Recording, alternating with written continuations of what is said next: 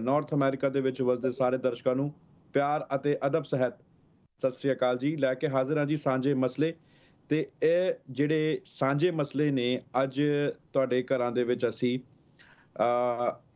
ਘਰ ਤੋਂ ਹੀ ਪਹੁੰਚਾ ਰਹੇ ਹਾਂ ਔਰ ਇਸ ਕਰਕੇ ਅੱਜ ਕੋਸ਼ਿਸ਼ ਹੈ ਸਾਡੀ ਕਿ ਤੁਹਾਨੂੰ ਹਰ ਉਸ ਖਬਰ ਦੇ ਉੱਤੇ ਅਸੀਂ ਜਾਗਰੂਕ ਕਰ ਸਕੀਏ, ਦੱਸ ਸਕੀਏ ਕਿ ਆਖਿਰਕਾਰ ਹੋ ਕੀ ਰਿਹਾ, ਮਸਲੇ ਚੱਲ ਕਿਹੜੇ ਰਹੇ ਨੇ। ਮੈਨੂੰ ਕਹਿਣ ਦੀ ਲੋੜ ਨਹੀਂ, ਸਭ ਤੋਂ ਵੱਡਾ ਮਸਲਾ ਜਿਹੜਾ ਹੈਗਾ ਇਸ ਵਾਰ ਗੁਰਪੁਰਬ ਦੇ ਮੌਕੇ ਸਾਨੂੰ ਜਿਹੜੀ ਖਬਰ ਸੁਣਨ 'ਚ ਆਈ ਕਿ ਕਿਸਾਨੀ ਬਿੱਲ ਜਿਹੜੇ ਨੇ ਉਹ ਵਾਪਸ ਲੈ ਲਿੱਤੇ ਗਏ ਹਨ ਔਰ ਲੱਗਦਾ ਹੈ ਕਿ ਪਿਛਲੇ 1 ਸਾਲ ਤੋਂ ਹਰ ਕਿਸਾਨ ਜਥੇਬੰਦੀ ਆਲ ਓਵਰ ਇੰਡੀਆ ਦੇ ਵਿੱਚ ਵਸਦੇ ਕਿਸਾਨ ਭਰਾ ਅਤੇ ਉਹਨਾਂ ਦੇ ਪਰਿਵਾਰ ਜਿਹੜੇ ਮੋਰਚੇ ਲਾ ਰਹੇ ਸੀਗੇ ਤੇ ਨਾਲ ਹੀ ਸਾਡੇ NRI ਭਰਾ ਜੋ ਕਿ ਅਮਰੀਕਾ, ਕੈਨੇਡਾ, ਆਸਟ੍ਰੇਲੀਆ, ਨਿਊਜ਼ੀਲੈਂਡ ਜਿੱਥੇ ਕਿਤੇ ਵੀ ਅਸੀਂ ਵਸਦੇ ਹਾਂ, ਇੱਥੋਂ ਬਦਸਤੂਰ ਅਸੀਂ ਅਰਦਾਸ ਕਰਦੇ ਸੀਗੇ ਕਿ ਗੁਰੂ ਸਾਹਿਬ ਨੂੰ ਕਹਿੰਦੇ ਸੀਗੇ ਕਿ ਇਹ ਬਿੱਲ ਜਿਹੜੇ ਨੇ, ਕਾਲੇ ਕਾਨੂੰਨ ਜਿਹੜੇ ਨੇ ਉਹ ਵਾਪਸ ਲਏ ਜਾਣ।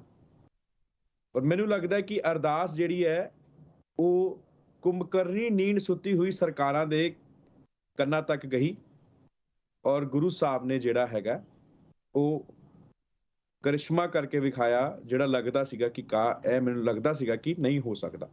ਪਰ ਪ੍ਰਧਾਨ ਮੰਤਰੀ ਮੋਦੀ ਨੇ ਆਪਣੀ ਇਸ ਡਿਸੀਜਨ ਨੂੰ, ਆਪਣੇ ਇਸ ਲਾਅ ਨੂੰ ਉਹਨਾਂ ਨੇ ਕਬੂਲ ਕੀਤਾ ਕਿ ਹਾਂ, ਸਾਡੀ ਤਪੱਸਿਆ ਦੇ ਵਿੱਚ ਵਾਕਈ ਕੋਈ ਕਮੀ ਰਹੀ ਹੈ। ਮੈਂ ਮਾਫੀ ਮੰਗਦਾ ਔਰ ਇਸ ਕਾਲੇ ਕਾਨੂੰਨ ਨੂੰ ਮੈਂ ਵਾਪਸ ਲੈਂਦਾ, ਰਿਪੀਲ ਕਰਦਾ। ਪਰ ਸਵਾਲ ਵੱਡੇ ਇੱਥੇ ਇਹ ਬਣਦੇ ਨੇ ਕਿ ਇਹਦੇ ਵਿੱਚ ਪ੍ਰਧਾਨ ਮੰਤਰੀ ਮੋਦੀ ਦੀ ਕੋਈ ਚਾਲ ਤਾਂ ਨਹੀਂ। ਪ੍ਰਧਾਨ ਮੰਤਰੀ ਮੋਦੀ ਇਹਨਾਂ 3 ਬਿੱਲਾਂ ਨੂੰ ਰਿਪੀਲ ਕਰਕੇ ਕੋਈ ਹੋਰ ਚਾਲ ਤਾਂ ਨਹੀਂ ਚੱਲ ਰਹੇ। ਸਵਾਲ ਇੱਥੇ ਇਹ ਬਣਦੇ ਨੇ ਕਿ ਕੀ 3 ਬਿੱਲ ਜਿਹੜੇ ਵਾਪਸ ਲੈਣ ਤੋਂ ਬਾਅਦ ਜਿਹੜਾ ਨੁਕਸਾਨ ਕਿਸਾਨਾਂ ਨੂੰ ਹੋਇਆ ਉਹਦੀ ਭਰਪਾਈ ਕੌਣ ਕਰੇਗਾ। ਸਵਾਲ ਇੱਥੇ ਬਣਦੇ ਨੇ ਕਿ ਜਿਹੜੇ MSP ਦਾ ਸਭ ਤੋਂ ਵੱਡਾ ਮਸਲਾ ਹੈ ਉਹਨੂੰ ਸਰਕਾਰ ਕਿਸ ਤਰੀਕੇ ਨਾਲ ਲਏਗੀ। ਇੱਕ ਵੱਡੀ ਖਬਰ ਮੈਂ ਦਰਸ਼ਕਾਂ ਦੀ ਜਾਣਕਾਰੀ ਲਈ ਦੱਸ ਦਵਾਂ, ਸਰਕਾਰਾਂ ਨੇ ਬਕਾਇਦਾ ਤੌਰ ਤੇ ਐਲਾਨ ਤਾਂ ਕਰ ਦਿੱਤਾ, ਪ੍ਰਧਾਨ ਮੰਤਰੀ ਮੋਦੀ ਨੇ ਐਲਾਨ ਤਾਂ ਕਰ ਦਿੱਤਾ, ਪਰ ਕਿਸਾਨਾਂ ਦੀ ਵੀ ਕੁਝ ਡਿਮਾਂਡ ਹੈ। ਸਭ ਤੋਂ ਪਹਿਲਾਂ ਉਹਨਾਂ ਦੀ ਹੈ ਕਿ ਜਿਹੜੀ MSP ਹੈ ਉਹ ਸਾਰੇ ਫਾਰਮਰਸ ਲਈ ਹੋਏ। ਲਖਮੀਰਪੁਰ ਦਾ ਜਿਹੜਾ ਅਕਿਊਜ਼ਡ ਹੈ ਅਜੇ ਟੈਣੀ, ਉਹਨੂੰ ਅਰੈਸਟ ਕੀਤਾ ਜਾਏ। ਜਿਹੜੇ 700 ਸ਼ਹੀਦ ਫਾਰਮਰਸ ਉਹਨਾਂ ਨੂੰ ਕੰਪਨਸੇਟ ਕੀਤਾ ਜਾਏ, ਉਹਨਾਂ ਦੀ ਲੈਂਡ ਜਿਹੜੀ ਹੈਗੀ ਹੈ ਉਹਨਾਂ ਦੇ ਉੱਤੇ ਵੀ ਕੰਪਨਸੇਸ਼ਨ ਮਿਲੇ। ਜਿਹੜੇ ਸਿੰਘੂ ਬਾਰਡਰ ਤੇ ਸ਼ਹੀਦ ਹੋਏ ਨੇ ਤੇ ਜਿਹੜੇ ਜਿੰਨੇ ਵੀ ਕੇਸਿਸ ਫਾਰਮਰਸ ਦੇ ਉੱਤੇ ਨੇ ਜਨਵਰੀ ਤੋਂ ਲੈ ਕੇ ਜਿਹੜੇ ਪਿਛਲੇ ਸਾਲ ਹੋਏ ਨੇ ਉਹਨਾਂ ਨੂੰ ਮੁੜ ਤੋਂ ਵਾਪਸ ਲਿਆ ਜਾਏ ਤੇ ਵਿਡਰਾਅ ਕੀਤਾ ਜਾਏ ਇਲੈਕਟ੍ਰਿਸਿਟੀ ਐਕਟ ਅਮੈਂਡਮੈਂਟ ਬਿੱਲ ਦੇ ਤਹਿਤ। ਤੇ ਨਾਲ ਹੀ farmer should not be made liable for pollution in NCR and adjoining areas. ਆਹ 7 ਡਿਮਾਂਡ ਨੇ ਜਿਹੜੀ ਕਿਸਾਨਾਂ ਵੱਲੋਂ ਪ੍ਰਧਾਨ ਮੰਤਰੀ ਮੋਦੀ ਨੂੰ, ਯਾਨੀ ਕਿ 5 ਰੇਸ ਕੋਰਸ ਰੋਡ ਦਿੱਲੀ ਵਿਖੇ ਪਹੁੰਚਾਈਆਂ ਗਈਆਂ ਹਨ। ਔਰ ਜਿਹੜੀ ਕਿਸਾਨ ਜਥੇਬੰਦੀ ਹੈ, ਸੰਯੁਕਤ ਕਿਸਾਨ ਮੋਰਚਾ ਹੈ, ਉਹ ਆਪਣੀ ਕੀ ਕੁਝ ਹੋਰ ਡਿਮਾਂਡ ਕਰਦਾ ਹੈ। ਅਸੀਂ ਅੱਜ ਸਾਰੀ ਗੱਲਾਂ ਇਸ ਪ੍ਰੋਗਰਾਮ ਦੇ ਤਹਿਤ ਕਰਾਂਗੇ। ਇੱਕ ਖਾਸ ਮਹਿਮਾਨ ਨੂੰ ਲੈ ਕੇ ਆਵਾਂਗੇ। ਉਹ ਖਾਸ ਮਹਿਮਾਨ ਸੰਯੁਕਤ ਕਿਸਾਨ ਮੋਰਚੇ ਦੇ ਨਾਲ ਜੁੜਿਆ ਵੀ ਹੋਇਆ। ਉਹ ਖਾਸ ਮਹਿਮਾਨ ਕੱਟ ਕੇ ਉਹਨੇ ਮੋਰਚੇ ਵੀ ਲਾਏ, ਭਾਵੇਂ ਔਰ ਉਸ ਮਹਿਮਾਨ ਨੂੰ ਅਸੀਂ ਜਾਣਦੇ ਵੀ ਹਾਂ। ਕੋਸ਼ਿਸ਼ ਕਰਾਂਗੇ ਉਹਨਾਂ ਰਾਹੀਂ ਜਾਣਨ ਦੀ ਕਿ ਉਹਨਾਂ ਦੀ ਕੀ ਡਿਮਾਂਡ ਹੈ, ਕਿ ਵਾਕਈ ਹੀ ਜਿਹੜੇ ਕਿਸਾਨ ਨੇ, ਜਿਹੜੇ ਧਰਨੇ ਲਾ ਰਹੇ ਨੇ, ਉਹ ਮੁੜ ਤੋਂ ਆਪਣੇ ਘਰ ਚਲੇ ਜਾਣਗੇ ਅੱਜ ਕੱਲ੍ਹ ਦੇ ਵਿੱਚ, ਜਾਂ ਫਿਰ ਉਹਨਾਂ ਦਾ ਨੈਕਸਟ ਸਟੈਪ ਕੀ ਹੋਏਗਾ। ਇਹ ਸਭ ਕੁਝ ਜਾਣਨ ਦੀ ਕੋਸ਼ਿਸ਼ ਕਰਾਂਗੇ। ਪਰ ਪ੍ਰਧਾਨ ਮੰਤਰੀ ਮੋਦੀ ਕਿੰਨੇ ਖੁਸ਼ ਸੀਗੇ ਜਦ ਪਿਛਲੇ ਸਾਲ ਉਹਨਾਂ ਨੇ ਇਸ ਬਿੱਲ ਨੂੰ ਲਿਆਉਂਦਾ ਸੀਗਾ। ਉਹਨਾਂ ਦੇ ਐਕਸਾਈਟਮੈਂਟ ਉਹਨਾਂ ਦੇ ਚਿਹਰੇ ਤੋਂ ਨਜ਼ਰ ਆਉਂਦੀ ਸੀਗੀ। आओ पहला देखते हैं वो एक्साइटमेंट जब इन्होंने बिल पास किए सीगे। देश के किसानों के कल्याण की दिशा में, कृषि सुधारों की दिशा में कल देश के लिए बहुत ही महत्वपूर्ण दिन था। कल विश्वकर्मा जयंती के दिन लोकसभा में ऐतिहासिक कृषि सुधार विधेयक पारित किए गए हैं। इन विधेयकों ने हमारे अन्नदाता किसानों को अनेक ਤੇ ਇਹ ਬਿੱਲ ਬਕਾਇਦਾ ਤੌਰ ਤੇ ਜਦ ਪਾਸ ਕੀਤੇ ਗਏ ਸੀ ਤੇ ਪ੍ਰਧਾਨ ਮੰਤਰੀ ਮੋਦੀ ਨੇ ਕਿਹਾ ਕਿ ਹਾਂ ਇਹ ਬਿੱਲ ਜਿਹੜੇ ਨੇ ਕਿਸਾਨਾਂ ਦੇ ਲਈ ਹਿਮਾਇਤੀ ਹੋਣਗੇ, ਕਿਸਾਨਾਂ ਦੇ ਲਈ ਕੰਮ ਹੋਣਗੇ। ਪਿਛਲੇ ਸਾਲ ਇਹ ਬਿੱਲ ਜਿਹੜੇ ਸੀਗੇ ਲਿਆਉਂਦੇ ਗਏ ਸੀਗੇ, ਪਰ ਹੁਣ ਜਦ ਇਹਨਾਂ ਨੇ ਗੁਰੂ ਨਾਨਕ ਦੇਵ ਜੀ ਦੇ ਪ੍ਰਕਾਸ਼ ਪੁਰਬ ਮੌਕੇ ਦੇਸ਼ ਨੂੰ ਜਦ ਇਹਨਾਂ ਨੇ ਸੰਬੋਧਿਤ ਕੀਤਾ, ਆਪਣੇ ਸੰਬੋਧਨ ਦੇ ਵਿੱਚ ਉਹਨਾਂ ਨੇ ਕੀ ਕਿਹਾ ਉਹ ਅਸੀਂ ਜਾਣਦੇ ਹਾਂ, ਪਰ ਇੱਕ ਵਾਰੀ ਮੈਂ ਮੁੜ ਤੋਂ ਜ਼ਰੂਰ ਸੁਣਨਾ ਚਾਹੁੰਦਾ। ਔਰ ਇੱਕ ਅੱਜ ਹੀ ਗੱਲ ਜਸ ਪੰਜਾਬੀ ਤੁਹਾਡੇ ਸਾਹਮਣੇ ਲੈ ਕੇ ਆਏਗਾ ਕਿ ਉਹਨਾਂ ਨੇ ਇੱਕ ਕਟਾਸ਼, ਮੈਂ ਕਹਾਂਗਾ ਪ੍ਰਧਾਨ ਮੰਤਰੀ ਮੋਦੀ ਨੇ ਆਪਣੀ ਸਪੀਚ ਦੇ ਦੌਰਾਨ ਕਿਹਾ ਸੀਗਾ, ਉਹ ਕਟਾਸ਼ ਉਹ ਕਿਹਨੂੰ ਕਹਿ ਰਹੇ ਸੀਗੇ ਔਰ ਕਿਹਦੇ ਸੰਦਰਭ ਦੇ ਵਿੱਚ ਕਹਿ ਰਹੇ ਸੀਗੇ ਔਰ ਕਿਹਨੂੰ ਉਹ ਤਰਕ ਦੇ ਰਹੇ ਸੀਗੇ, ਉਹ ਅਸੀਂ ਜਾਣਨ ਦੀ ਕੋਸ਼ਿਸ਼ ਜ਼ਰੂਰ ਕਰਾਂਗੇ।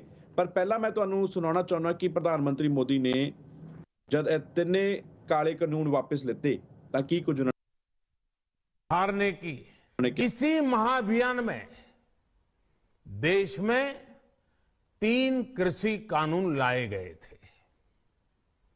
मकसद ये था कि देश के किसानों को, खासकर छोटे किसानों को और ताकत मिले, उन्हें अपनी उपज की सही कीमत और उपज बेचने के लिए ज्यादा से ज्यादा विकल्प मिले। बरसों से ये मांग देश के किसान, देश के कृषि विशेषज्ञ, देश के कृषि अर्थशास्त्री, देश के किसान संगठन लगातार कर रहे थे। पहले भी कई सरकारों ने इस पर मंथन भी किया था।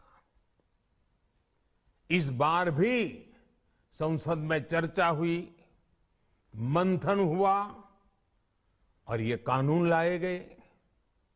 देश के कोने कोने में कोटि कोटि किसानों ने, अनेक किसान संगठनों ने इसका स्वागत किया, समर्थन किया। मैं आज उन सभी का बहुत बहुत आभारी हूं, धन्यवाद करना चाहता हूं। लेकिन इतनी पवित्र बात, पूर्ण रूप से शुद्ध किसानों के हित की बात, हम अपने प्रयासों के बावजूद कुछ किसानों को समझा नहीं पाए। भले ही किसानों का एक वर्ग ही विरोध कर रहा था, लेकिन फिर भी ये हमारे लिए महत्वपूर्ण था। कृषि अर्थशास्त्रियों ने, वैज्ञानिकों ने, प्रगतिशील किसानों ने भी उन्हें कृषि कानूनों के महत्व को समझाने का भरपूर प्रयास भी किया। हम पूरी विनम्रता से, खुले मन से उन्हें समझाते रहे। अनेक माध्यमों से व्यक्तिगत और सामूहिक बातचीत भी लगातार होती रही। हमने किसानों की बातों को, उनके तर्क को समझने में भी कोई कोर कसर बाकी नहीं छोड़ी। साथियों, मैं आज देशवासियों से क्षमा मांगते हुए सच्चे मन से और पवित्र हृदय से कहना चाहता हूं कि शायद हमारी तपस्या में ही कोई कमी रही होगी, जिसके कारण दिए के प्रकाश जैसा सत्य कुछ किसान भाइयों को हम समझा नहीं पाए। आज गुरु नानक देव जी का पवित्र प्रकाश पर्व है। ये समय किसी को भी दोष देने का नहीं है। आज मैं आपको, पूरे देश को ये बताने आया हूं कि हमने 3 कृषि कानूनों को वापस लेने का, रिपील करने का निर्णय लिया है। इस महीने के अंत में शुरू होने जा रहे संसद सत्र में, इसी महीने में हम तीनों कृषि कानूनों को रिपील करने की संवैधानिक प्रक्रिया को पूरा कर देंगे। साथियों, मैं आज अपने सभी आंदोलनरत किसान साथियों से आग्रह कर रहा हूं, आज गुरु पर्व का पवित्र दिन है। अब आप अपने अपने घर लौटे, अपने खेत में लौटे, अपने परिवार के बीच लौटे। आइए एक नई शुरुआत करते हैं। ਤੇ ਇੱਕ ਨਵੀਂ ਸ਼ੁਰੂਆਤ ਦੀ ਗੱਲ ਪ੍ਰਧਾਨ ਮੰਤਰੀ ਮੋਦੀ ਵੱਲੋਂ ਕਹੀ ਜਾ ਰਹੀ ਹੈ, ਪਰ ਕਿਸਾਨ ਸੰਯੁਕਤ ਮੋਰਚਾ ਕੀ ਕਹਿਣਾ ਚਾਹੁੰਦਾ ਹੈ ਕਿ ਉਹ ਇਸ ਆਸ਼ਵਾਸਨ ਤੋਂ ਖੁਸ਼ ਨੇ, ਧਰਨਾ ਵਾਕਈ ਖਤਮ ਹੋ ਜਾਊਗਾ, ਕਿਸਾਨ ਜਿਹੜੇ ਨੇ ਉਹ ਆਪਣੇ ਘਰ ਪਰਤ ਜਾਣਗੇ ਜਾਂ ਫਿਰ ਕਿਸਾਨ ਡਟੇ ਰਹਿਣਗੇ। ਇੱਕ ਵੱਡਾ ਸਵਾਲ ਬਣਦਾ ਹੈ। ਖਾਸ ਮਹਿਮਾਨ ਸਾਡੇ ਨਾਲ ਜੁੜਨਗੇ ਇਸ ਬ੍ਰੇਕ ਤੋਂ ਬਾਅਦ, ਔਰ ਇਸ ਬ੍ਰੇਕ ਤੋਂ ਬਾਅਦ ਇੱਕ ਅਜਿਹੀ ਗੱਲ ਪ੍ਰਧਾਨ ਮੰਤਰੀ ਮੋਦੀ ਦੀ ਜੋ ਤਰਕ ਉਹਨਾਂ ਨੇ ਦਿੱਤਾ ਉਹ ਵੀ ਸਮਝਣ ਦੀ ਕੋਸ਼ਿਸ਼ ਕਰਾਂਗੇ ਇਸ ਖਾਸ ਮਹਿਮਾਨ ਤੋਂ ਕਿ ਉਹਨਾਂ ਨੂੰ ਕੀ ਲੱਗਦਾ। ਫਿਲਹਾਲ ਇੱਕ ਬ੍ਰੇਕ ਲਈ ਉੱਤੇ ਰੁਕ ਰਹੇ ਔਰ ਬ੍ਰੇਕ ਤੋਂ ਬਾਅਦ ਸਾਂਝੇ ਮਸਲੇ ਵੌਇਸ ਆਫ ਐਨਆਰਆਈ ਇਸੇ ਤਰੀਕੇ ਨਾਲ ਜਾਰੀ ਰਹੇਗਾ।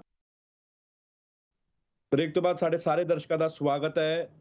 ਹੁਣ ਸਾਡੇ ਨਾਲ ਸਾਂਝੇ ਮਸਲੇ ਪ੍ਰੋਗਰਾਮ ਦੇ ਤਹਿਤ ਮੌਜੂਦ ਨੇ ਰਾਕੇਸ਼ ਟਿਕੈਤ, ਜਿਨ੍ਹਾਂ ਨੇ ਇਸ ਸੰਯੁਕਤ ਕਿਸਾਨ ਮੋਰਚੇ ਦੇ ਵਿੱਚ ਆਪਣੀ ਅਹਿਮ ਭੂਮਿਕਾ ਨਿਭਾਈ ਔਰ ਬਹੁਤ ਹੀ ਲੰਬੇ ਸਮੇਂ ਤੋਂ ਕਿਸਾਨ ਅਤੇ ਕਿਸਾਨੀ ਮੁੱਦੇ ਲਈ ਸੰਘਰਸ਼ ਵੀ ਕਰ ਰਹੇ ਨੇ ਔਰ ਜਿੱਥੇ ਤੱਕ ਕਿਸਾਨਾਂ ਦੀ ਗੱਲ ਹੁੰਦੀ ਹੈ ਹਮੇਸ਼ਾ ਉਹ ਆਪਣੀ ਆਵਾਜ਼ ਨੂੰ ਬੁਲੰਦ ਕਰਦੇ ਹਨ। ਔਰ ਅੱਜ ਪ੍ਰਧਾਨ ਮੰਤਰੀ ਮੋਦੀ ਵੱਲੋਂ ਜਿਹੜਾ ਬਕਾਇਦਾ ਤੌਰ ਤੇ ਗੁਰਪੁਰਬ ਦੇ ਮੌਕੇ ਜਿਹੜਾ ਇਹ ਕਿਸਾਨੀ ਸੰਘਰਸ਼ ਲਗਾਤਾਰ ਜਾਰੀ ਸੀਗਾ ਔਰ ਆਪਣੇ ਕਾਲੇ ਕਾਨੂੰਨ ਬਾਰੇ ਬਿੱਲ ਵਾਪਸ ਲੈਣ ਦੀ ਗੱਲ ਕਹੀ ਗਈ।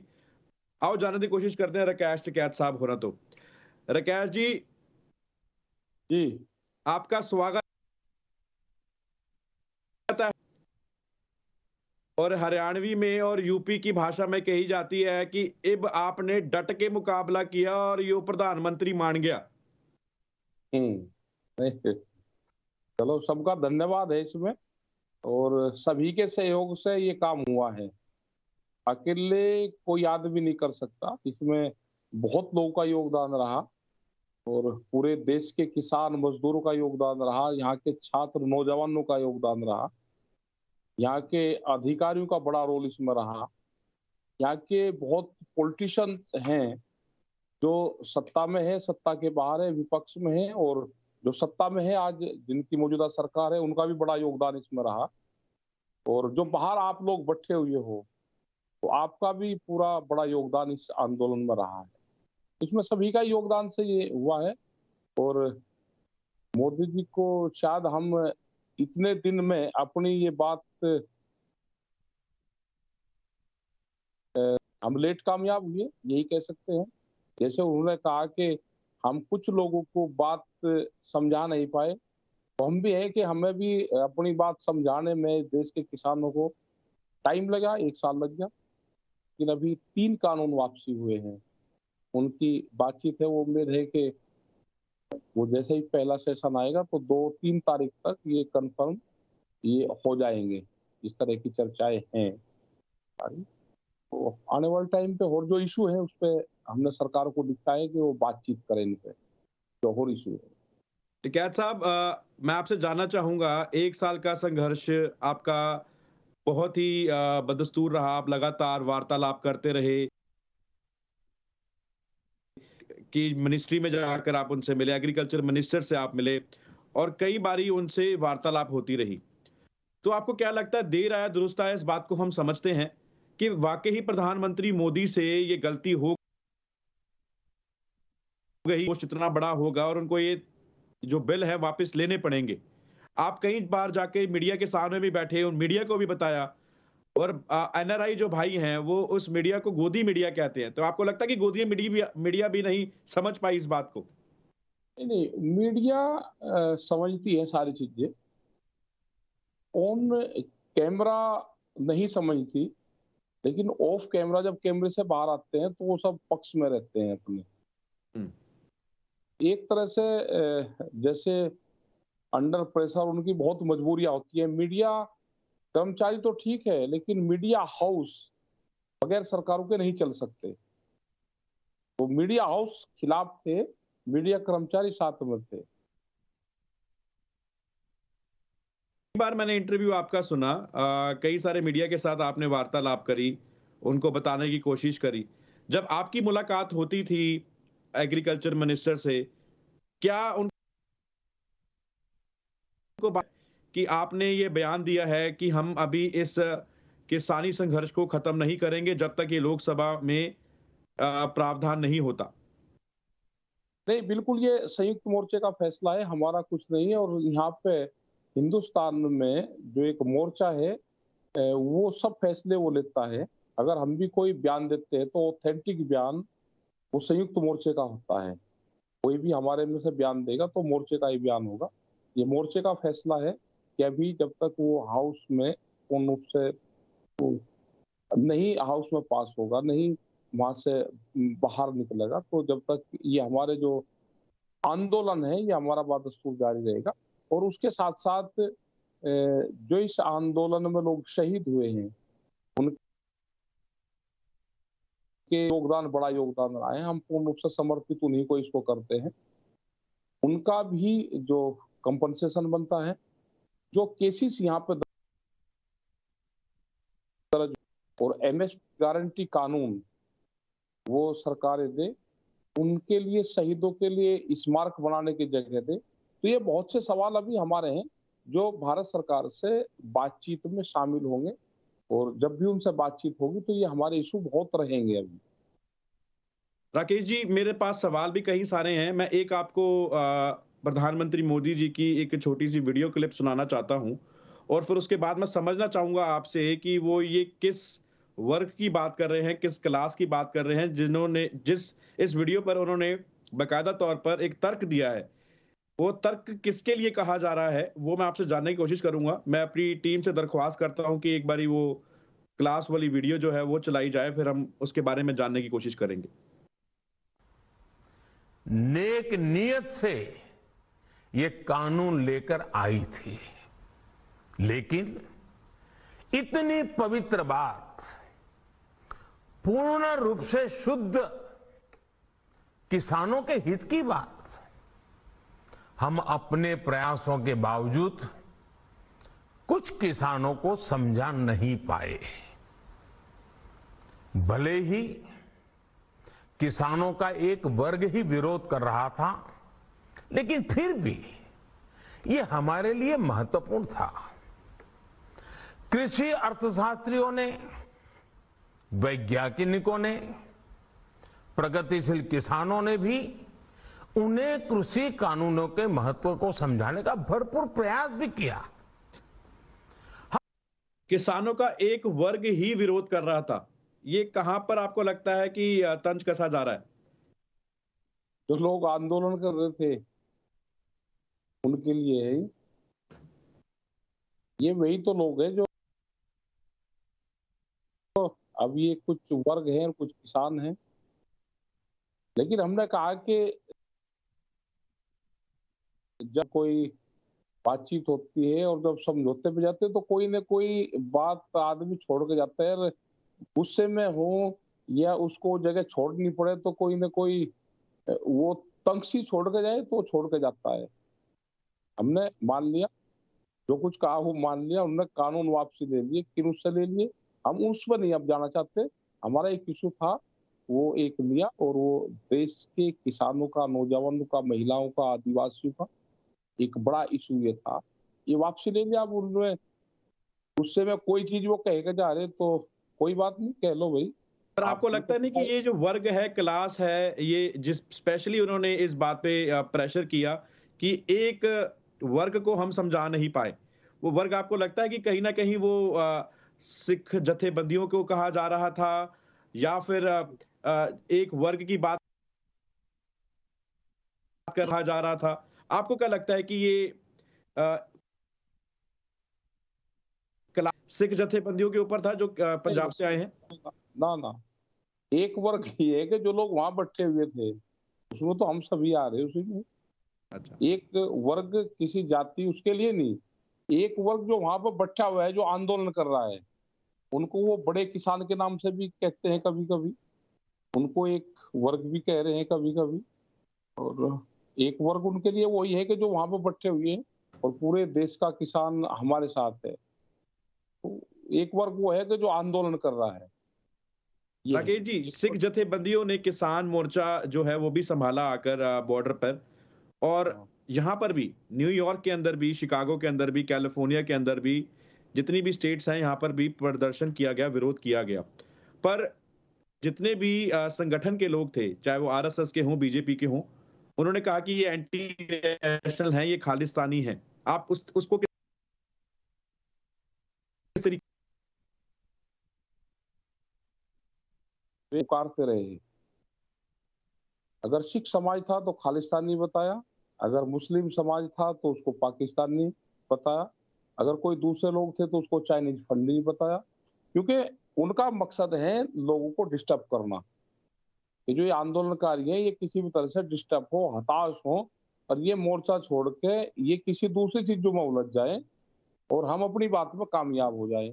हमारे जितने भी लोग वहां पे थे और पूरा देश का किसान संगठन था, वो चाहे मूवमेंट में वहां पे शामिल हुआ या नहीं हुआ, वो वहां पे दिखा या नहीं दिखा, लेकिन पूरे देश का किसान जब भी संयुक्त मोर्चा खोल देता था, अगर वो बेंगलोर में है, अगर वो कर्नाटक, उड़ीसा, तमिलनाडु में है, तो वहां से भी अपनी बात कहता था।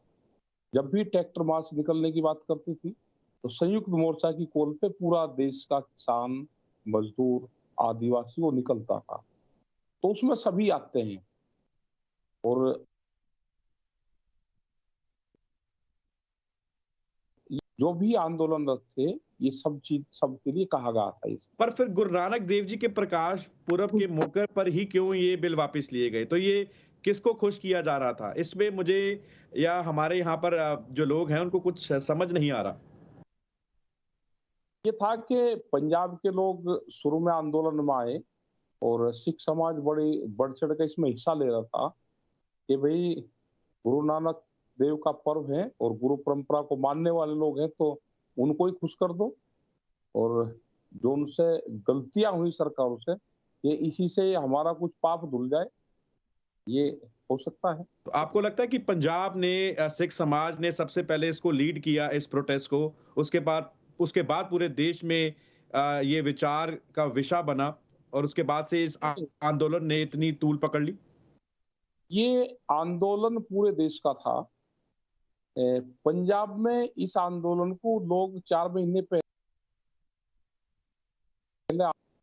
हम हाँ, हम लोग भी इस आंदोलन करते रहे, हम एक दिन का प्रदर्शन करते थे, एक दिन का करा और मूवमेंट, क्योंकि ये पूरे देश का इशू है। और क्योंकि हमारा भी जो किसान संगठन है ये 73 देशों में है। आपके यूएसए में भी वहां पे किसान संगठन हमारा है, उसका नाम है ला व्या कैंपेसिना। ये पूरा देश का 73 कंट्री का एक संगठन है। वहाँ के भी जो किसान संगठन है वहाँ के लोकल, मैं वीडियो उनकी भेजूंगा, वो हिंदी में और सारी भाषाओं में हमने डब करवाई और उन्हें अमेरिका के किसान की हालात बताई। हमको पूरे दुनिया की हालात का पता है, हम जाते हैं तो इसका क्या नफा नुकसान होना था वो सबको पता था। और पंजाब की बड़े जत्थेबंदियां, जो 32 जत्थेबंदियां थी, वे इकट्ठा हुई, सब लोग इकट्ठा हुए और इकट्ठा होने 4 महीने मूवमेंट चलाने के बाद में हम भी मूवमेंट में वहां पे शामिल हुए। और जब फिर वो दिल्ली की चलप चले, तो हरियाणा के लोग फिर जैसे ही उन्हें लोग और खास करके खाप पंचायतें वो इकट्ठी हुई, अपने उत्तर प्रदेश, राजस्थान के लोग इकट्ठे हुए और वो फिर अब अपने मोर्चों की तरफ दिल्ली के चारों तरफ चले। ये टिकैत साहब के टाइम पे भी एक बार कोशिश हुई थी दिल्ली को घेरने की, लेकिन उस टाइम पे प्रधानमंत्री मनमोहन सिंह ने, जैसे ही हमारे लोग चंडीगढ़ और पंजाब से चलकर अमृतसर वहां तक आए, अंबाला तक, तो उन्होंने रात को ही बुलवा के बातचीत कर ली। उस टाइम पे भी बड़ी तैयारी पूरे देश भर से थी और उस दिन के बाद में फिर ये माहौल 2020 में बन पाया। करीब 10-12 साल के बाद में ये माहौल बन पाया और उसमें बड़ा योगदान रहा पंजाब के लोग बड़ी तैयारी के साथ में गुरुद्वारा में अरदास करने के बाद में। और जो यहाँ के गुरुद्वारे हैं वो भी इस मूवमेंट में बहुत बढ़ चढ़ कर उन्होंने हिस्सा लिया। बहुत सी चीजें इस आंदोलन से पूरे देश को सीखने को मिली। हम लोग लोग द्वारा से उनसे हमने बहुत सी चीजें सीखी और बड़ा योगदान इसमें सिख समाज का रहा है। बिल्कुल टिकैत साहब, एनआरआई बहन भाइयों के कुछ सवाल हैं आपके लिए। हाँ, एक बिल्कुल। ब्रेक के लिए हम यहाँ पर रुक रहे हैं और ब्रेक के बाद जब आएँगे हम सवाल आपसे पढ़ के आपको पढ़ेंगे और आप उसका ज़रूर उत्तर दीजिएगा। फिलहाल हाँ, ਇੱਥੇ ਇੱਕ बिल्कुल। ਬ੍ਰੇਕ ਲਈ ਰੁਕ ਰਹੇ ਹਾਂ ਔਰ ਜਦ ਬ੍ਰੇਕ ਤੋਂ ਬਾਅਦ ਅਸੀਂ ਵਾਪਸ ਆ ਰਹੇ ਹਾਂ। ਰਕੇਸ਼ ਟਿਕੈਤ ਸਾਹਿਬ ਸਾਡੇ ਨਾਲ ਬਦਸਤੂਰ ਜਾਰੀ ਨੇ ਔਰ ਤੁਸੀਂ ਵੇਖ ਸਕਦੇ ਕਿ ਉਹਨਾਂ ਦੇ ਚਿਹਰੇ ਤੋਂ ਕਿੰਨੀ ਖੁਸ਼ੀ ਜਿਹੜੀ ਹੈ ਨਜ਼ਰ ਆ ਰਹੀ ਹੈ ਇਸ ਕਿਸਾਨੀ ਸੰਘਰਸ਼ ਨੂੰ ਜਿੱਤਣ ਤੋਂ ਬਾਅਦ। ਲਗਾਤਾਰ ਸਾਂਝੇ ਮਸਲੇ ਇਸੇ ਤਰੀਕੇ ਨਾਲ ਜਾਰੀ ਰਹੇਗਾ। ਬ੍ਰੇਕ ਤੋਂ ਬਾਅਦ ਸਾਡੇ ਸਾਰੇ ਦਰਸ਼ਕਾਂ ਦਾ ਸਵਾਗਤ ਹੈ। ਰਾਕੇਸ਼ ਟਿਕੈਤ ਸਾਹਿਬ ਸਾਡੇ ਨਾਲ ਬਦਸਤੂਰ ਜਾਰੀ ਨੇ ਔਰ ਉਹਨਾਂ ਤੋਂ ਜਾਣਨ ਦੀ ਕੋशिश ਕਰਦੇ हैं साझे मसले प्रोग्राम के तहत। टिकैत साहब, अब आपकी क्या तैयारी है आगे? उत्तर प्रदेश का माना जा रहा है कि अब आप चेहरा बन चुके हैं और किसान संयुक्त मोर्चा जो आप में आप शामिल थे, किसानों की भी जीत जो है उसमें तो वो उस पे स्टैंप लग जाएगी। तो क्या चेहरा चेहरा आप मानते हैं कि अब आप बन चुके हैं उत्तर प्रदेश का, पूरे भारत का? नहीं, नहीं, ये हम कोई चेहरा नहीं है, चेहरा तो जो उसके लीडर हैं वे सब इसके चेहरे हैं इस आंदोलन के और इसमें सबका योगदान इसमें है।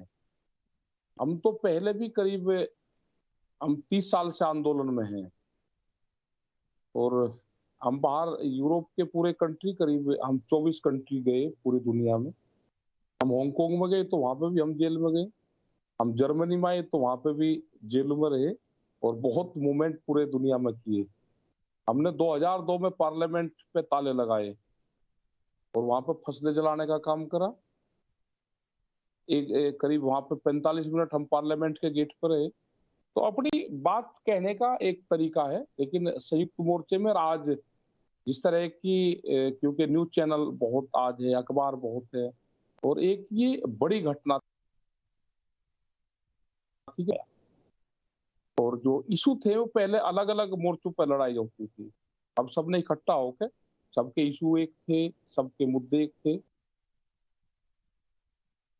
तो इसके चेहरा संयुक्त मोर्चा पूर्ण रूप से है और आने वाले टाइम पे भी उत्तर प्रदेश में भी है, इलेक्शंस की भी बात यहाँ पे आएगी, तो हम पूर्ण रूप से इससे अलग रहना चाहते हैं। बिल्कुल, मैं उसी बात पर आपके पास आने वाला था। हवा 7 समुंदर पार ये आ रही है कि बीजेपी प्रधानमंत्री मोदी अब आपको कैश करना चाहते हैं, मैदान में उतारना चाहते हैं, एमएलए की टिकट देना चाहते हैं यूपी से और आपको चेहरा बनाकर आने वाले समय पे यूपी के अंदर जो बीजेपी जिस तरीके से अपना संगठन मजबूत करना चाहती है, वो आपको यूटिलाइज़ करना चाहते हैं। मानते हैं आप इस बात को? जाएँगे राजनीति में, बनेंगे मुख्यमंत्री यूपी के?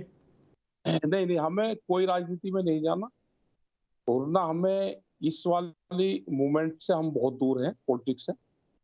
हम तो में आंदोलन और आंदोलनकारी जिंदा रहना चाहिए। हम तो उस वर्ग के लोग हैं और हमेशा आंदोलन में रहे।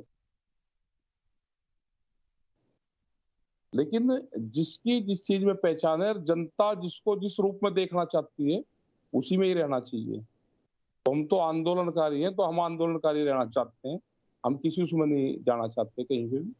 राय है कि बीजेपी के लोग हो या कहीं किसी और कोई भी पार्टी हो, वो अगर पब्लिक के खिलाफ जाएगी तो हम उसका पूर्ण रूप से डट के विरोध करते हैं। तो आप अपनी कोई पहले पार्टी संगठन बनाएंगे अपना यूपी के नहीं, अंदर और नहीं, चुनाव नहीं, लड़ने की कोई तैयारी ना, ना, सोच रहे? हमारा कोई चुनाव लड़ने की तैयारी नहीं, ना हम बनाएंगे। जिसकी भी पार्टी की सरकार रहेगी, वो कहीं पे भी रहे, अगर वो किसानों का काम नहीं करेगी, हम उसका पूर्ण रूप से विरोध करेंगे। हम तो पॉलिसी पे काम करते हैं। पॉलिसी की सरकार आपने बात करी, तो अब ऐसी क्या पॉलिसीज हैं और अभी भी आप लोग कह रहे हैं कि हम इस संघर्ष को जारी रखेंगे जब तक ये हाउस में पास नहीं होता? ये तो पास हो ही जाएगा, उन्होंने कह दिया। इसके अलग भी बहुत इशू हैं। एमएसपी का एक बड़ा इशू देश में है। हमने तो उन्होंने कोई कानून ले आए, हमने उसका विरोध करा, उन्होंने वापसी ले लिया। लेकिन जो मसले देश के हैं वो तो वहां के वही है। अभी महंगाई का एक बड़ा सवाल है। देश की प्रॉपर्टी बेची जा रही है कंपनियों को, मंडी को खत्म किया जा रहा है, उसकी प्रॉपर्टी बेची जा रही है, वो एक बड़ा इशू है। दूध की एक डेयरी की एक अलग पॉलिसी लेकर ये आ रहे हैं, उसका हमारा विरोध है, हम उस पर बातचीत करना चाहते हैं। सीड बिल देश के पार्लियामेंट में रखा हुआ है, वो कभी भी ये ला सकते हैं, हमारा उसका विरोध है। 10 साल पुराना ट्रैक्टर जो एनजीटी का कानून है, वो ये कभी भी लेकर आ सकते हैं, उसका हमारा विरोध है कि 10 साल पुराना ट्रैक्टर, पंपिंग सेट और एनजीटी के कानून को इसको संशोधन करो, इसको बदलो। ये है हमारा इशू है। उन इशू पे हम भारत सरकार से बात करेंगे, तक बातचीत नहीं होती। हमारा इशू है कि जो 700 किसान शहीद हुए, 750 किसान, उनके परिवारों को कंपनसेशन का मामला है। जो पर्चे दर्ज हुए हैं, जो पर्चे खत्म हो, ये सारे हमारे इशू हैं। हमारे इशू ये रहेंगे। आज भी हम यहाँ पे जो मीटिंग है 22 तारीख की लखनऊ के अंदर, हम लखनऊ में ही है इस टाइम पे, यहाँ पे मीटिंग होगी और बड़ी पंचायत यहाँ पे होने जा रही है। बहुत लोग उसमें शामिल हो रहे हैं, लोग आ रहे हैं उसमें। प्रधानमंत्री मोदी जी से आपकी मुलाकात हुई कभी? नहीं, हम कभी नहीं मुलाकात। चाय एक पे बार चर्चा हुई? नहीं, एक बार एक शादी में मिले थे कई साल पहले, करीब 4 साल पहले। अच्छा। एग्रीकल्चर मिनिस्टर से आपकी मुलाकात हुई? मुलाकात हुई एग्रीकल्चर मिनिस्टर से। हमने जब से ये आंदोलन चला, हम उसके बाद में हम फिर किसी पॉलिटिशियन से तो हम आपको नहीं। पार्टी की तरफ से पीछे से कोई फोन कॉल आया कि आप देते हैं, ऐसी कोई बात? नहीं करता, वो सबको पता है उनको। इस तरह के ये पॉलिटिक्स आंदोलन के सामने छोटी चीज होती है वो। तो राकेश इस तरह टिकैत जी, की हमने कोई कई बार हमसे आपको देखा ऐसे मोर्चों में आप लगातार आप स्पोक्स पर्सन भी हैं भारतीय किसान यूनियन उत्तर प्रदेश की तरफ से। अब देश के सामने प्रधानमंत्री मोदी जी के सामने सबसे बड़ी चुनौती क्या आपको लगती है जब हम किसान बिल की बात करते हैं? अब आपको क्या लगता है कि प्रधानमंत्री मोदी जी को किस दिशा की तरफ सोचने की जरूरत है? क्योंकि आने वाले समय में उत्तर प्रदेश में चुनाव भी आ रहे हैं, पंजाब में भी चुनाव हैं। आपको लगता है इन चुनावों को देखते हुए अभी उन्होंने आश्वासन दे दिया और इसको बिल को अभी पास नहीं करेंगे वो हाउस के अंदर? नहीं, हाउस के अंदर ये एक वापसी होगा कानून। हाउस के अंदर वापसी होगा और ये आने वाले टाइम पे, हमें नहीं लगता कि आने वाले टाइम पे इसको कोई कानून है दूसरे नाम से, दूसरे किसी उससे, जैसे डब्ल्यूटीओ का था। डब्ल्यूटीओ का या भूमि अधिग्रहण का हमने बहुत विरोध करते थे हम, वो उन्होंने मान लिया, लेकिन उनको स्टेट को वो पॉलिसी दे दी, तो स्टेट उस पर काम कर रहा है। लेकिन जो सेंटर का भूमि अधिग्रहण एक्ट था उसमें संशोधन नहीं कर पाए। हमने बहुत लड़ाइयां लड़ी हैं ये, हम करीब 40 बार से ज्यादा जेल गए। तो ये नहीं कि ये अब इसको लेकर आ जाएंगे, इतना बड़ा इशू ये बन चुका है पूरे देश में, इसको ये दोबारा जाने की हिम्मत नहीं करेंगे। और इसको पहले दिन ही ये हाउस में गिरेगा, ये हाउस के बाहर जाएगा, ये कानून वापसी होंगे, 2 दिन इसमें बहस होगी और ये 2 या 3 तारीख तक पूर्ण रूप से देश को क्लीन चिट मिल जाएगी इसकी। टिकैत साहब, कहा जाता था रामायण में, ये हमने पढ़ा है, कुंभकर्ण जो था वो 6 महीने खाता था और 6 महीने सोता था। आपको लगता है कि प्रधानमंत्री जी जो हैं वो भी कुंभकर्णी नींद सोए हुए थे? 1 साल बाद मैंने गलत किया है देशवासियों के साथ, किसानों के साथ। बाकायदा तौर पर वो न्यूयॉर्क भी आए और न्यूयॉर्क की जो उपराष्ट्रपति हैं कमला हैरिस, उन्होंने भी बातों-बातों में इनडायरेक्टली उनको संविधान पढ़ाने की कोशिश करी। लगता है कि आपको उनको इंटरनेशनल प्रेशर भी होगा, इस करके उनको ये बात समझ आई? नहीं, बिल्कुल था। जब भी वे बाहर गए तो जहां लोग पहले उनको ये था कि उनको आंसू से रखते थे कि देश के प्रधानमंत्री आए, अब की बार जहां जहां पे भी वे पूरी दुनिया में गए तो एक विरोध का सामना करना पड़ा। और ये बड़ी शर्म की बात थी कि किसी भी देश के प्रधानमंत्री को बाहर इस तरह का मूवमेंट झेलना पड़े। देश के लिए भी शर्म की बात थी। अब आप खुश हैं प्रधानमंत्री मोदी जी से? हम खुश नहीं है, हमारा कोई मतलब नहीं है। हमारा ये है कि पॉलिसी जब तक उनकी रहेगी, हमारी नाराजगी सबसे रहेगी और हमारे मूवमेंट जारी रहेगी। अब आप कह तो रहे हैं कि हम हाउस में वो सत्ता पास के कर देंगे तो उसके बाद सब खत्म। दूसरे दूसरे मामले ये कानून बनाने जा रहे हैं, वो पार्लियामेंट में रखा हुआ है। एमएसपी गारंटी कानून, दूध की पॉलिसी, जो जमीन छीनने का काम कर रहे हैं वो, जो सरकार रहेगी उसको ऐतराज झेलना पड़ेगा। सरकारों के साथ में हमारा कभी तालमेल नहीं रहा। सरकारों को हमने आंदोलन के माध्यम से पॉलिसी दी, उस पर काम करवाए। सरकार हटी, दूसरी आई तो हमने उसके खिलाफ मूवमेंट करे। हम सत्ता के समर्थक कभी नहीं रहे। सत्ता से जितना संघर्ष करोगे, संघर्ष से ही समाधान निकलता है। आप संघर्ष नहीं करोगे तो समाधान निकलेगा नहीं। पंजाब जाएंगे, मिलकर आएंगे किसान जथेबंदियों से? नहीं, जत्थेबंदी तो सब वहीं रहती है। हाँ। हमारा ये था कि हम दरबार साहब जाएंगे, वहां पे मत्था टेकना, जब हमारा काम कुछ हो जाएगा। और वो इत्तेफाक है कि 27 तारीख में हम जाना नहीं चाहते थे, लेकिन एक जगह कोई प्रोग्राम उन्होंने कर रखा अमृतसर के पास में, वो करना है जो खिलाड़ी है, तो उन्होंने प्रोग्राम ले लिया। और ये ऊपरले वाले की वाहिगुरु की वो है कि ये कानून भी वापसी लेने का होगा, तो दोनों ही काम हो गए। दरबार साहब भी हम जा रहे हैं 27 तारीख में, जाएंगे हम 2-3 बजे के बाद में वहां रहेंगे और 5-6 घंटे वहीं रहेंगे। और फिर वहां से ही हमारा 28 तारीख में बॉम्बे प्रोग्राम है, तो रात की फ्लाइट लेंगे सिख समाज से मैंने कई बार आपके इंटरव्यू में सुना कि बहुत प्रेरणा हमें मिलती है, उनसे सीखना चाहिए। आपको क्या लगता है कि कैसा आपका प्यार है सिख समाज के साथ? हमारा तो पुराना संबंध रहा है ना। देखो, सिख समाज से खाप पंचायत और हमारा, इन समाज का सभी सिख हैं, सभी सरदार हैं। सरदार का मतलब होता है कि जो घर का मुखिया होता है वो सरदार होता है। गुरु गोविंद सिंह का सिख समाज से और खाप पंचायतों से बड़ा तालमेल रहा है। जब गुरु गोविंद सिंह नांदेड़ गए, लास्ट में यहाँ से पंजाब से जाते हुए, तो सोनीपत नाहरी गांव में वे रुक के, जब नांदेड़ जाना था तो नाहरी गांव में रुके हुए, सोनीपत में, दिल्ली के पास में। उन्होंने कहा भाई यहाँ पे अब दिक्कत यहाँ पे होगी, हम यहाँ से जा रहे हैं अब, लेकिन हम किसी को यहाँ पे भेजेंगे, उनकी मदद करना, वे मिलेंगे, कोई बात बताएंगे। गुरु गोविंद सिंह नांदेड़ गए, नांदेड़ से बाबा बंदा बहादुर को उन्होंने कहा कि आप जाओ। उन्होंने कहा भाई हम वहां पे कैसे जाएंगे, कि नहीं, वहां पर आप जाओगे, सोनीपत में नाहरी गांव है, वहां पर जाओगे खाप पंचायत के पास में, आगे का मसला सारा खाप पंचायत आपको बताएगी। वे आए, बाबा बंदा सिंह बहादुर नाहरी गांव में आए, वहां से पूरी प्लान बनी। उसके बाद में रोहतक गए, खाप पंचायतों को इकट्ठा करा और 4800 जो सैनिक थे खाप पंचायतों के, उनके साथ में भेजा और सरहद में लड़ाई हुई और वहां से फतेह करी। तो गुरु, तो बीच में जब पंजाब अलग हुआ और भाषा का कुछ मामला था, कुछ पंजाब अलग हो गया, सबके अलग अलग जगह हो गए, बीच में सब अपने काम धंधे में लग गए।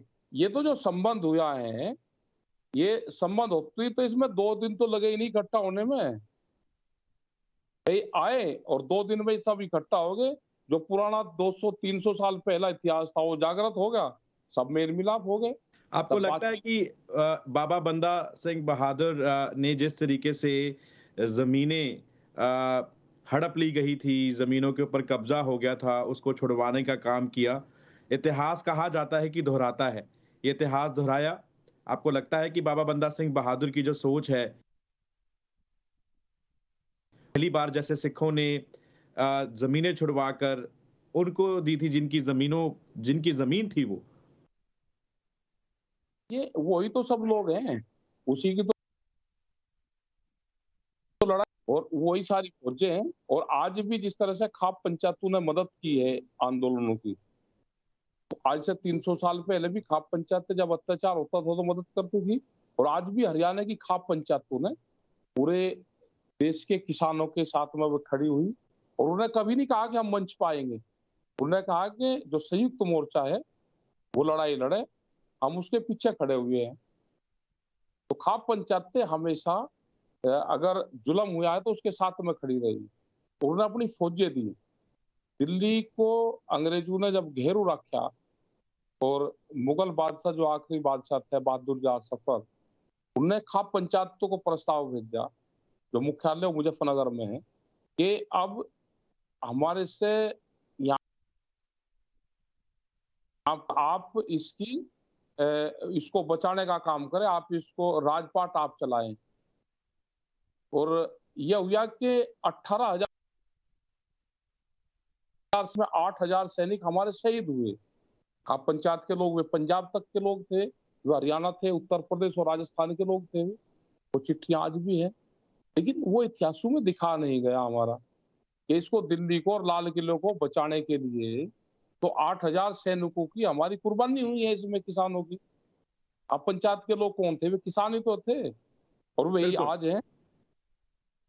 ठीक है। अच्छा, मैं आपसे एक बात समझना चाहता हूं जाते जाते, आपको लगता है कि अब यूपी के अंदर, हरियाणा के अंदर और बकायदा तौर पर पंजाब के अंदर जो किसान यूनियन हैं या फिर किसान जथेबंदियां हैं, उनको अपनी एक पार्टी बना लेनी चाहिए, सत्ता के अंदर आना चाहिए, जो आप डेवलपमेंट चाहते हैं और जो ऑल्टरनेटिव टेक्निक्स आप चाहते हैं चेंज करने के लिए किसानी को लेकर, वो जब तक आप ऐड नहीं कर सकते। तो आपको लगता है अब ज़रूरत है यूपी के अंदर भी, हरियाणा के अंदर भी और पंजाब के अंदर भी किसान यूनियन अपनी एक नहीं बनानी चाहिए। कारण मूवमेंट के लोगों को सत्ता में नहीं आना चाहिए, ना सत्ता में ये आएंगे। पर मूवमेंट तो इनको अन्ना हजारे ने भी करी, केजरीवाल ने कैश किया, सत्ता में आए, दिल्ली में मुख्यमंत्री बने। तो ये मॉडल जो है यूपी के अंदर, हरियाणा के अंदर, पंजाब के अंदर भी अगर लागू होता है तो नहीं, डेवलपमेंट हम की बात ही हम की हम जाएगी। हम इसके चुनाव वाले सिस्टम में हम नहीं जाना चाहते। अगर चुनाव वाले सिस्टम में आप जाते तो 1 साल में बिल वापसी हुए आंदोलन से, सड़क पर बैठ के। हम सड़क के चुनाव में रहना चाहिए हमको। अगर सड़कें आवाज देना बंद कर देगी तो पार्लियामेंट को सुनाई देना बंद हो जाएगा। सड़कें सुननी नहीं रहनी चाहिए। हम इस सिस्टम पे नहीं जाना चाहिए। और देश के उन्होंने चुनाव में जाने का साहस किया और वे कामयाब नहीं हुए, से भी चले जाते हैं। तो चुनाव का ख्याल नहीं रखना चाहिए, आंदोलन का ख्याल रखना चाहिए। ठीक है। जाते जाते क्या सुनेहा देना चाहेंगे, क्या मैसेज देना चाहेंगे आप हमारे दर्शकों को? और आज एनआरआई भाई जो हैं वो बहुत खुश हैं और पंजाबी में कहा जाता है कि भंगड़े ते गिद्धे पा रहे ने और प्रकाश पुरब भी मना रहे ने, की कहना चाहोगे? ये है कि जो लोग बाहर रह रहे हैं और सब भी, ये खाली ये नहीं कि जो सिख समाज है उसको नहीं, इस मूवमेंट में जिसने भी हिस्सेदारी की उन सबका धन्यवाद है। और जो हमारे परिवार के लोग बाहर रहते हैं उनको यह है कि जिस कंट्री में वे रह रहे हैं उस कंट्री के नियम नॉर्म्स को फॉलो करो, उसका भी सम्मान करो, उस जमीन का भी। और अपने गांव का, अपनी जमीन का, अपनी मिट्टी का आप ध्यान रखते हो तो आपको धन्यवाद है। आप सब लोग उसने इतना हमारा साथ दिया, आपको सबका धन्यवाद है इसके लिए। हमारे अपने लोग बाहर रह के भी अपनी मिट्टी का ध्यान रखते हैं तो उसका सबका धन्यवाद हम थैंक्स करना चाहते हैं। और यहाँ पे सब लोग खुश हैं। यहाँ पे आंदोलनकारी बहुत मजबूत यहाँ पे है, इससे बड़ी बड़ी लड़ाइयाँ लड़ी। और इस लड़ाई का पूरा तजर्बा हमारे हमारे तो पूर्वज लड़ाइयाँ ही तो लड़ते हुए आए। ये भी एक लड़ाई थी, ये भी एक संघर्ष था। और ये वैचारिक क्रांति है। और वैचारिक क्रांति जब होती है कहीं भी दुनिया में, वो परिवर्तन करती है। इसमें सबका सहयोग, और सबसे बड़ा सहयोग इसमें गुरुद्वारों का है। सबसे मैं बड़ा एक बात सहयोग। बस आपसे जाते-जाते पूछना चाहता हूँ, एक सवाल बड़ा इम्पोर्टेंट आया है। जो 26 पंद जो 15 अगस्त को हुआ, उस इंसिडेंट को आप किस तरीके से देखते हैं? आपको लगता है कि ये इसमें कोई बहुत बड़ी साजिश थी सरकार की? 26 जनवरी को 26 जनवरी की मैं बात कर रहा हूँ। वो भारत सरकार की एक साजिश थी पूरी। वो जो उन्होंने रूट दिए, वो, लेकिन उनका साजिश था कि इनको लाल किले पर लेकर चले जाए। वो एक पूरी साजिश है। हमने सरकार को कहा कि जब कोई एजेंसी कोई इसी से जांच करवा दे आपकी इसकी पूरे इसकी, लेकिन आपने जो कर दिया, भाई जब एक दूसरे से छल करना हो तो ये तो छल था। उन्होंने छल करा, हम उनके फंदे में फंसने से बच गए। ये है। ठीक है।